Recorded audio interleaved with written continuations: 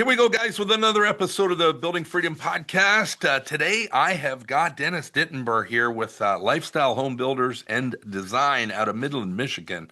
This is going to be a very interesting, guys. Again, like I always try to say, make sure you got a pen and paper. There's going to be a number of gems that Dennis is going to share in his journey with us over the last, couple of years, really, and kind of what's happened, where he is today, and it's been a pretty incredible story. And what I love about Dennis is Dennis's openness to see what's missing, where what he needs to do, and then goes and take action and makes it happen. And it's been an incredible, just a transformation, honestly. So, Dennis, welcome, man. Thanks for being here. And maybe you can tell us a little bit about your business and, kind of where you were at when you and I met.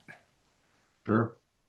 So I've been in the business a little over 30 years and have been going along nicely with a steady business, generating a couple $1 million a year for a number of years, and looking at a point where it was time to retire and exit the business. And I realized over 30 years of doing this that I had kind of created a monster that's really hard to sell or to move away from or even to give to somebody. It's just a daunting project to try to figure out how do you get out of a business that you've created that is completely wrapped around you. And so I sought out to find help through Randy to say, okay, I need to figure out how to sell the business, retire, do something to move on and get out of this business. But I knew that I didn't have the tools I needed to do it myself. So that's where you came in. Yeah, and I mean, let's be honest, you also had a really nice business already, right? You Sure. did. Yeah.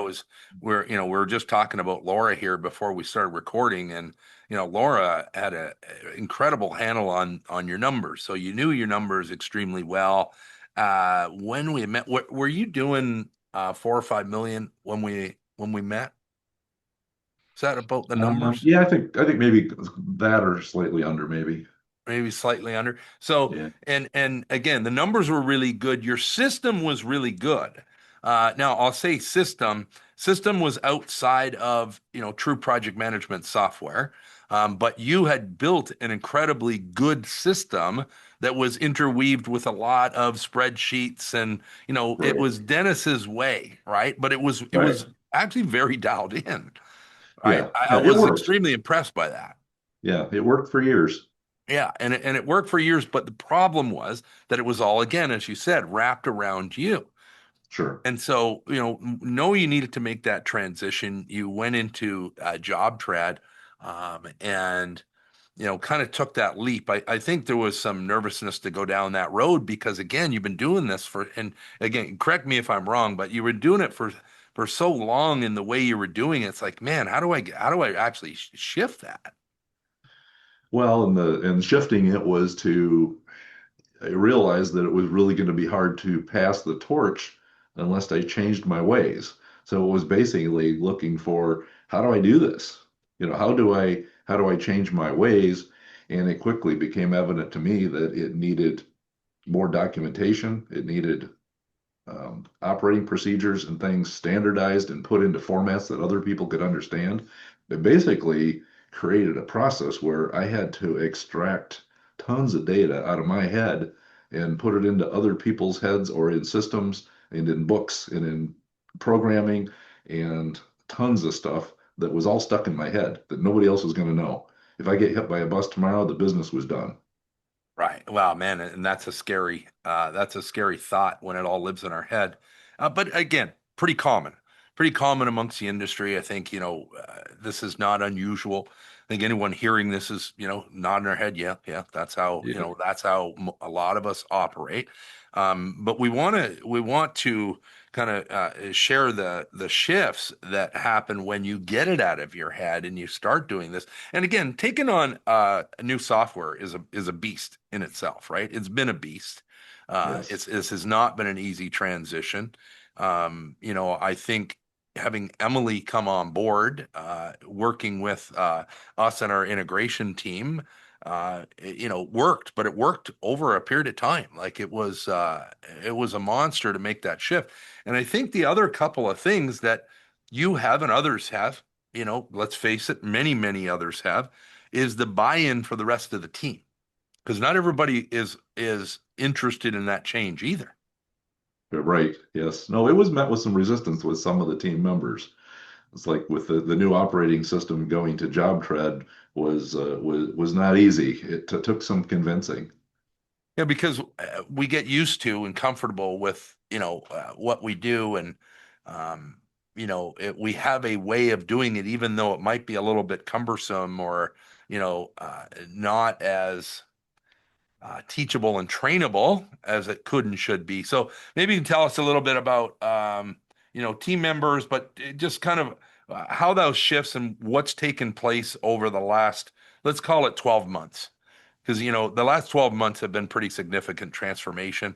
But, what are some of those things, if we look back 12 months ago, what had to kind of shift through that process? Well, I think one of the key things was is that I hired Emily 12 months ago. And when Mm, I brought her in as an executive administrative position. But if you recall, one of the key things on her list of duties was she was going to be the CIA agent mm, of systems, yeah, yeah, right? yeah, yeah, yeah. And so she was tasked with your key role in your new job is not only to assist me in my administrative things, but your primary thing is you're going to be the job tread expert. You're going to learn the software, you're going to help program it, you're going to do everything we needed to get the software up and running. And I think one of the key things too was because I remember working and I think we spent 3 months just programming the software, Yeah, and she yeah. worked, and that What it was, takes. she kind of a fresh mind in the business too. She wasn't cluttered down with a lot of other business details, so she spent a lot of time working on JobTread. And I recall one of her tasks was to send all the data we had to your people to get Mitch to program the software to get our data into JobTread. And I Hmm. remember getting a phone call from your people after she had done that and saying, we have never had a client send us as much data as Emily has. I mean, she had everything. She had schedules, she had spec sheets, she had budgets, she had, contact lists of every customer and every subcontractor and trade. It just went on and on and on. There was so much information they didn't even know what to do with it all.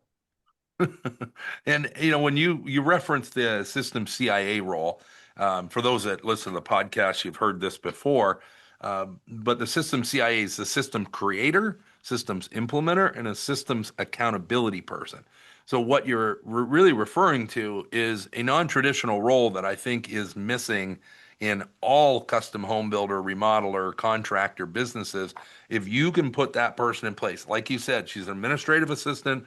She's an Yep. administrative executive for you. She helped you in a lot of different ways.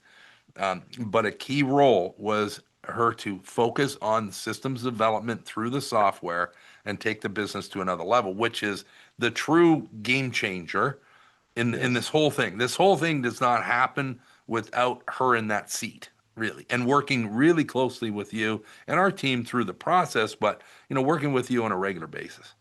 Yes. Yep. Now, now her transition, which I think has been incredibly cool to watch, is her now selling, right? You've been Yes. able to transition your sales system and the way you Yes. think, and I'm going to say maybe not a sales system that was in your head, a sales process and how you did it, but again, had to pull that out of your head, give her the instructions, the scripts, Yes.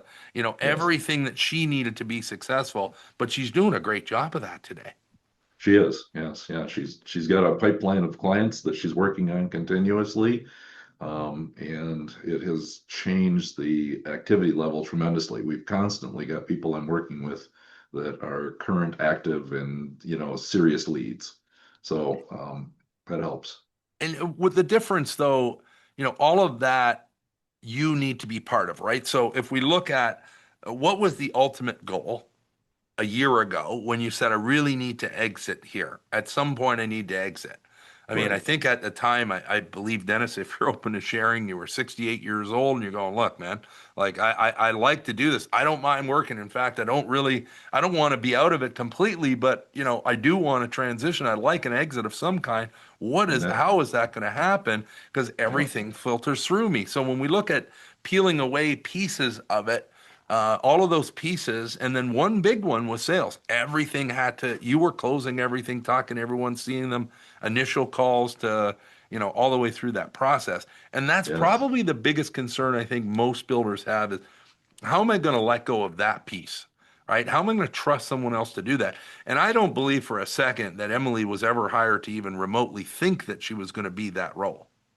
No, not really. That wasn't the role, and it's evolved into something even bigger that we had no idea was even going to happen because her initial meeting of these clients has led to kind of a natural progression through the whole project. So the other thing that happened is that we found out that she liked doing interior selections. Mm, She already knows the client. So now when we have to do selections for exterior finishes, interior finishes, basically everything, she does it all now. She already knew the client. She already liked doing that kind of stuff. I just showed her how to do it, gave her the tools to do it, and said, here's a selection sheet, here's all the options. We learned a lot of stuff over the last few months, but basically, I was doing all of that myself. I was sitting at a table for hours with people picking out their selections. I don't do that at all anymore. She does it all. And so she's taken all of that off my plate. She's doing all the selection process. The other thing that happens is that she's become the contact for people when they want to make change orders now because she did the selection. So when somebody wants to change something, they call her. They don't call me. This is right. wonderful. The biggest part of the biggest, most effective part of this is that she's doing the change orders now and billing them for it. And so the I knew money you that were used to going there. slip through the cracks in change orders, she's now writing the change order, getting it approved through JobTread, Sure, of sent course. an invoice, and she's getting a check 10 days later. So she's probably generating, I don't know the exact numbers, but I've guessed at it. She's generating probably $20,000 a month in revenue that may have been lost in the past where change orders would just slip through the cracks and we would forget to bill somebody for things. That's $250,000. And guys, this is I actually, oddly enough, next week I'm going to be doing a webinar with JobTread for where cash is leaking in our business. But Yeah, you know how big of a cash leak that one, that's obviously huge. was for you. So Absolutely. let's actually, while we're on that note of cash leaks in the business, right? Because one, we'll share a handful of things: the growth in the business, the increased profitability, the freedom that you have gained in this process. All of that we'll share as we move through this. But some of the other cash leaks, right, was. Uh, Speed of projects, right? So the timeline of projects had gotten over the last few years had gotten stretched, Right. right? That were taking longer and longer. Well, and Really, it was really COVID in 2012 and 2020 killed us, when we were maybe prior to that doing 6 month schedules and COVID was pushing us out to almost a year on schedules. And ever since then, it's been a very slow recovery trying to get back to a shorter schedule. and again, correct me if I'm wrong, Dennis, through this process, but the team got comfortable with that stretched out timeline, and therefore they got comfortable with subs and subs Yep. dictating when they'd be there, when they wouldn't be, showing Oh up, yeah. not showing up, and not having a pipeline of subs. We talk often. If you have a Yep. pipeline of subs that you're working with, that you've already vetted, you've built that relationship. So we need the three pipelines. We need a people pipeline. Well, we need a sales pipeline. That's what everyone knows. The people pipeline of internal people, which we needed to, find an Emily that would completely transform the business, Yep. and our sub pipeline. So when we have those three pipelines, we get the right people in the right seats, and we also can, replace as we need to because people get comfortable like our subs, right? The whole business changes. Well, and it's even more than that. Even, you've got people that got comfortable and it's hard to get them to change. But then we're growing and the business is booming and things are moving into another realm that some of these subcontractors weren't designed to handle this volume. They just can't do it. So you've got to replace them or you've got to fill them with additional subcontractors that can handle it. But a lot of it is, our shift in the whole process has kind of created a whole shift in what subcontractors need to do to keep up with this. Right. And some of them just don't cut it. And So we some of them have to step up or step out. Yes, yeah, and you get a lot of lip service. You get people, subcontractors that say, "Oh yeah, we want to double our business too. We're right there with you. You just tell us what you'll need, and we'll be there." But then it doesn't happen. So we've got that pipeline of subcontractors, and we're constantly bringing in new ones and filling in the pipeline. And even if we don't need a new subcontractor in that particular category right now, we're forcing it. We're saying yes. You're not going to do every job. I've got another guy that's going to do some job. We're splitting up the jobs because we're growing and we know at some point we're going to need more than just one subcontractor in a particular category. So we're adding additional people, even if it's not necessary today. We're forcing it. We're adding it today and Brilliant. saying we have to do it because we're going to grow. And next year, if we add to our volume again, there's no way you're going to be able to keep up, and we need somebody in place. And you tell me if this isn't true, but as the moment you do that, everyone like their antennas go up and the alerts go off, and all of a sudden, oh, I used to dictate when I was showing up. Now I might not be here if I don't start actually stepping up and doing a better job. Oh, absolutely. There is nothing more motivating to a subcontractor than a public execution.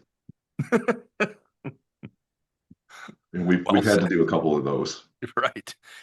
And so people are stepping up. And the execution is, we're not doing it because we're bad people. We're doing it because we're running a business and we're actually taking control of what should have been taken control of years ago. And we kind of let it slip because we got Yes. comfortable.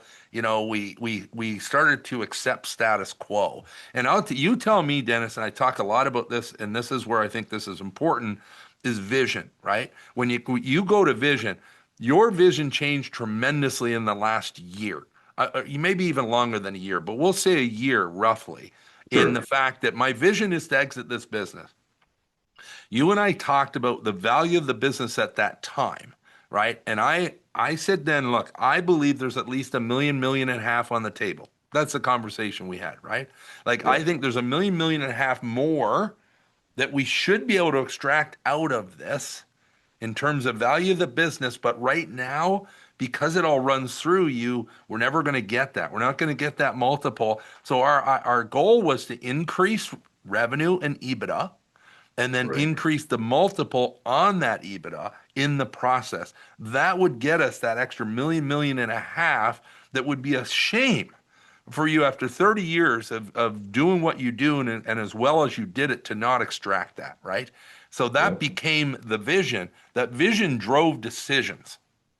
Right. That vision said, no longer am I going to sit and allow these things to happen. I'm not going to allow these jobs to take 8, 9, 10 months. We're going to get this back to 6 months because that's how I'm more profitable. And if I Right. don't do that, I can't show on the bottom line the value, true value of my business. True. Yep. That's what we've done. And that's now happened. Yes. And the other goal was when we say increase revenue and EBITDA, you were building 20 homes at the time. This year, you're on track to do 30, correct? Correct. So, Yes. so again, vision. We went from 20 homes a year for a number of years, correct? 15, 20 homes a year for years. Yes. Yeah, we've done it for years. And and and the idea was, look, there's zero reason why we can't get to 20 if we actually leverage systems, the structure, we get our timeline shrunk, we get more of the right subs in place, we can go close more deals. And the beautiful thing is you're not even closing, well, I guess you're coming in to close the deals, but your timeline in the sales process is like 10, 20% of what it used to be. Yes. Yeah. I Is could that not do. accurate? Yeah, we couldn't do it. I mean, and we're going to be close to 30 this year, at a projection. and also significantly more dollars because the price of houses are going up. But I couldn't do it, I think, 2 years ago. I mean, I think it's taken all of the transitions with the stuff that we've done to get to this point where I could do this. I don't think it's just I couldn't process that information, that much information myself to do this many houses and get to this volume unless I was able to shed some of that process onto other people and make this process more automated for me. I've got a lot of other people doing other things now that I was having to do. And so that freeing up that time has allowed me to take on more customers and address more customers and basically sign more contracts. in a calmer manner than Yeah. in the past for you. Yeah. Yeah, absolutely. And that is that not a little bit mind-boggling, really? It is. It just there's so many things that have been taken off my plate, and even all of my employees noticed it. A few months ago, they came back to me and they said, "You seem less stressed." And I says, "Yeah, because you guys are taking a bunch of stuff off my plate." You're less stressed doing, an extra 10 homes a year than we've ever done. And Yeah, here's the thing, when we talked about cash leaks before. So you've captured an extra, we'll call it close to $250,000. Maybe it's $200,000, we'll say, in change orders that was yeah, probably lost or just didn't weren't captured before. But right. another big one is the speed of homes, which we talked about. So get Yeah, them done 2 months faster than they were prior a year yes, ago. yes, That's profit. That is massive profitability on the bottom line. And then the third thing is buying. Because you took a different vision, look, and you said, I have to get bottom line and EBITDA number to grow, right? yeah, EBITDA, by the way, guys, is earnings before interest, taxes, depreciation, and amortization. It's how we value businesses. And then there's a multiple going to be paid on that EBITDA, along with a number of other factors that we're going to look at. But ultimately, the idea is increase EBITDA during this process, right? So how do we increase EBITDA? Well, we have to capture all of the cash that's leaking in the business. We have to move things faster, and then we'll grow revenue. In that process of freeing Dennis up to be being less stressed in the process of all of this. And that's the value, the extra value in the business, right? Significant extra value in the business. So when we look at that third piece is buying. So you ended up seeing, man, if I could buy better, the garage door was the one that kind of struck me, right? Because mhm, we've been doing this long enough. Dennis is so busy in the business, is no time to think about and look at our what we're purchasing, right? And so, maybe share, I know the garage door was one that was like, wow. And then we started looking at everything that we're purchasing and sure. share that because that's Yeah. Well, significant. yeah, it was just a matter of being entrenched with a garage door supplier for years. I mean, this is a generational company. They had been supplying garage doors to us forever. And at some point, we had an opportunity to look at another garage door installer and came back to us with a price on garage doors that was the exact same product we were installing at significant less money. And we had just been paying this price for years. And so we've made a shift into a new supplier, and we are saving over $1,000 a door. So $1,000 a door. We're now building 30 homes, not 20. Yeah, So that's a $30,000 hit. Boom, yeah, right there. just like Now, that. And we've done that with a now number of things. then we go through the rest of the project or Yes, products that we are purchasing to build homes. And then, so I don't know if you have a number or you could throw out a number, but if we look at the total package of a home, what's the purchase power that you have saved? What have you found so far, if you were to throw a number at it?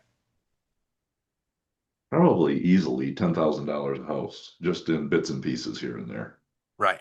So The, prices the of engine, homes have gone up and you've brought down the cost 10,000. in bits Yes. and Yes. pieces. We're raising prices to reflect the market capability, what the market will endure. So we're raising prices because that's what people will pay. And then at the same time, we're working every angle we can to reduce cost, creating separate entities. And you know about the cabinet business. We created a separate Been cabinet there. company, Love that. Love right? So these suppliers come out of the woodwork when you're starting projects like this, and they all want to sell you to direct. They want to cut out the middlemen, but some of them have got technical reasons why they can't do that. They can't sell to you direct because you're a builder. But if you had a dealer, if you had a cabinet business, we could sell to you direct and we would skip the middleman.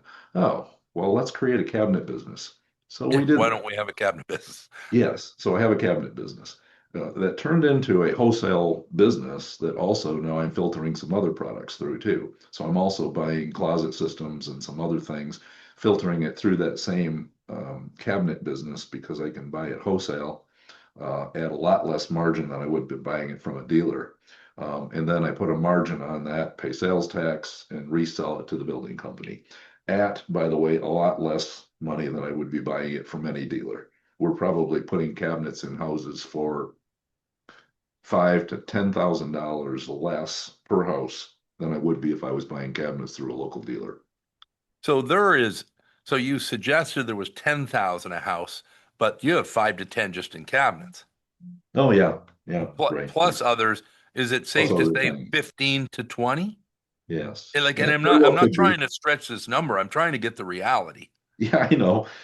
It's a moving target because we're constantly massaging those numbers and those suppliers on an almost daily basis. Okay. So, So so you just hit something significant. We are constantly, right? Because why are we doing that? Because we have bandwidth and time.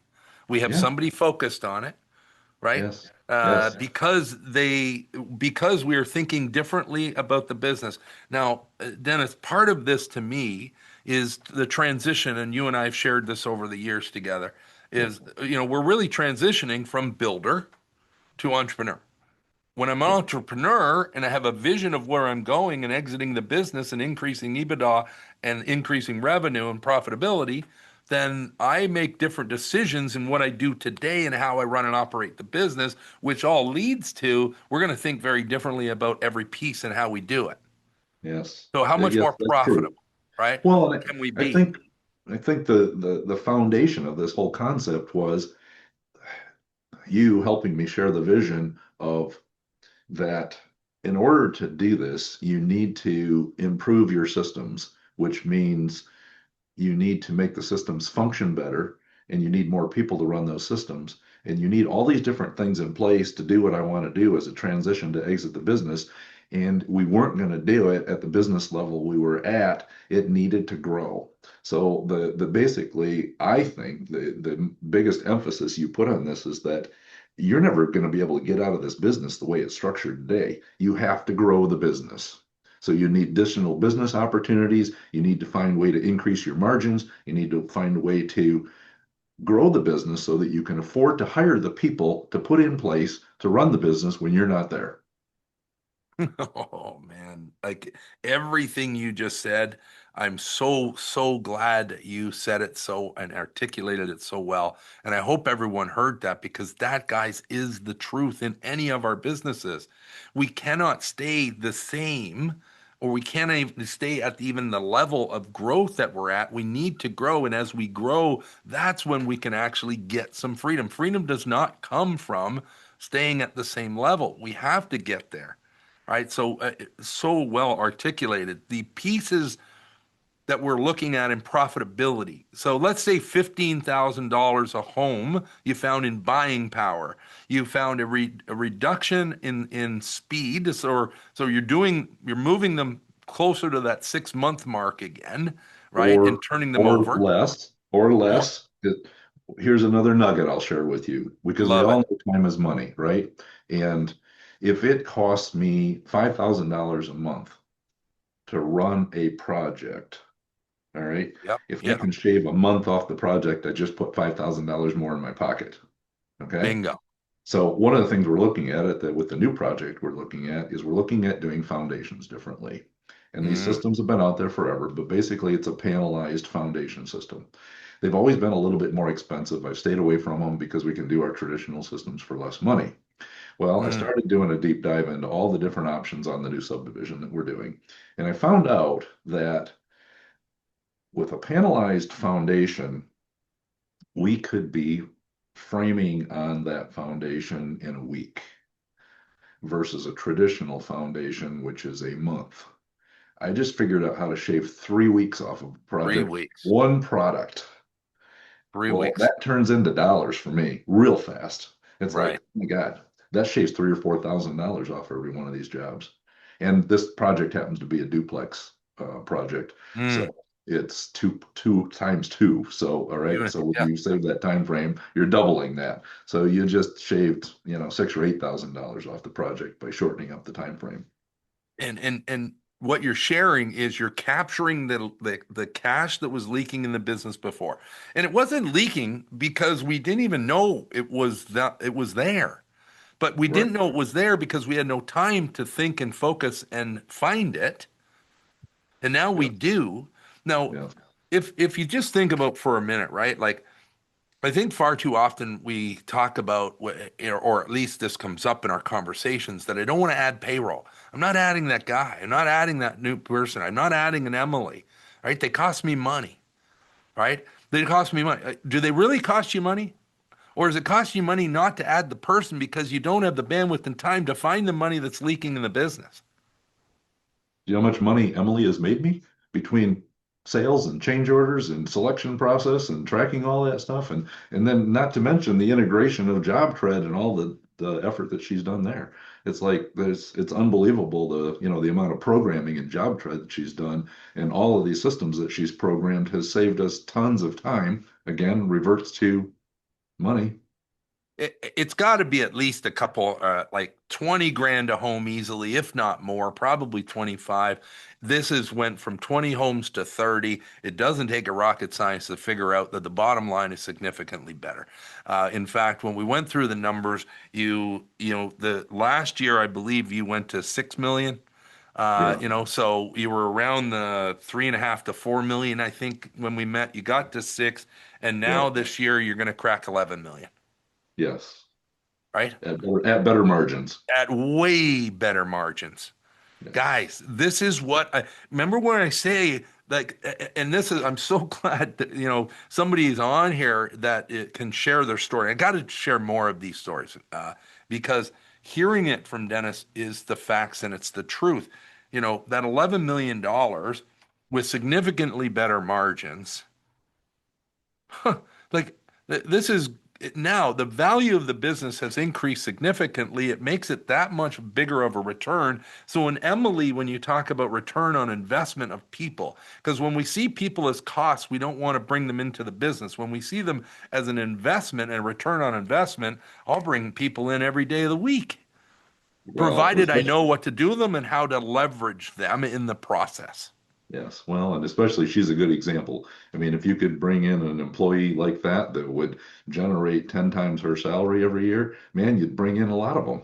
You'd bring in a lot more of them. And here's the truth, right? So again, when we think about it, we have winning lottery tickets in our pocket.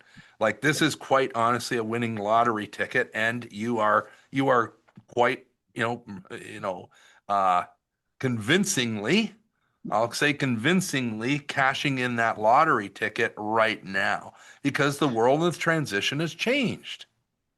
You just brought something up that I forgot about because when I first started with you, you had me write a check and put it in my wallet. A Yes, check to sir. cash someday, right? Yeah, yeah. So guess how much that check was for 2 years ago? A What million I'm dollars. A curious. million dollars, A right? million dollars. Yes, Yeah. I think I'm gonna have to tear up that check and write a bigger check. I think so. Like a 1,000%, to be honest, $1 million at this point is you're going to have $1 million year here. This is Yeah. just net profit is going to be $1 million. Actually, we're kind of predicting probably slightly more. In the process of this, when we start looking at the bottom line, I think you'll probably get closer to 1,500,000. I don't know the exact numbers yet, but like when we do the math, it's not going to be far off. It's going to Right. be close. right? Like that is significant, Yeah. significant. And Dennis, I appreciate you sharing this. Is there any sort of, uh, as we wrap here, kind of last thoughts or shares for someone that, wants to transition, would like to see and do this, but, or just kind of don't know how to take the next step or scared of it, all of the things that kind of come up, because I think fear is probably that biggest, thing that we hold over ourselves. Yeah, I think so. Probably, you know, I've been exposed to enough things in my life in the business to realize that I knew what I knew and I did what I did well. But I also was smart enough to know that I didn't know everything. And when it came time to realize that I had to do something with this business to restructure it so that I could get out, that I couldn't get out the way it was restructured. I describe this to people as an octopus that's got eight arms around you. And, you peel one arm off trying to get away and the other seven tighten up. It was an impossible thing to get away from. And I realized that there's help out there. And that's how I found you was uh, different resources. But at the time I found you was that the International Builder Show in Las Vegas, and there were multiple people there in your section of the show doing what you do. And I talked to a number of people of that day, and you were the most in tune immediately with what I was dealing with, what I needed to do. And you kind of immediately became like, okay, you're the source to go to. You know how to help me get through this transition. I need to fix some things in my business to transition out of it. And it was pretty clear to me that, you had the tools and the experience to be able to help me do that. So I feel like you got to make the leap into help. If anything, it's like you can't do this on your own. I feel like you don't have the knowledge. Yeah, maybe some people can, but I just feel like you need somebody that specializes in the kind of knowledge that you do, to help you get there. I just don't know if how there's enough hours in the day and enough resources available that you could do it on your own and still keep the wheels on your business and keep it rolling. It's like it needs a whole nother level of activity, focused on just this cause. How do we get the business where it needs to go? Wow. Dennis, that I appreciate you sharing that. I appreciate you, giving us some kudos in the process. And man, it's been incredibly fun to work with you and your team. Uh, when somebody is open to change and open to what's possible, it all can become possible and actually happen, right? So you're a pleasure to work with. I've really enjoyed, all of it, and I know, we're maybe we're a year or two away from the actual transition and sale and exit, and for all of that to happen. Yep, But man, what a journey it's been, and I appreciate you coming on here and sharing your story, man. I really do. my pleasure. Guys, as always, I never want you just hearing this thing. Take action on some of the things Dennis is talking about. Again, I hope you resonate with us and would like to, connect with us. If you do, please, go to fourlevelcoach.com and, book a call with us. Otherwise, find that coach, that mentor that will help you get to that next level, whoever that is for you. Because as Dennis said, it's really tough to do this on our own. We're here for you if you would like to connect. Otherwise, guys, enjoy the week and we'll see you next time. And again, Dennis, thank you. My pleasure.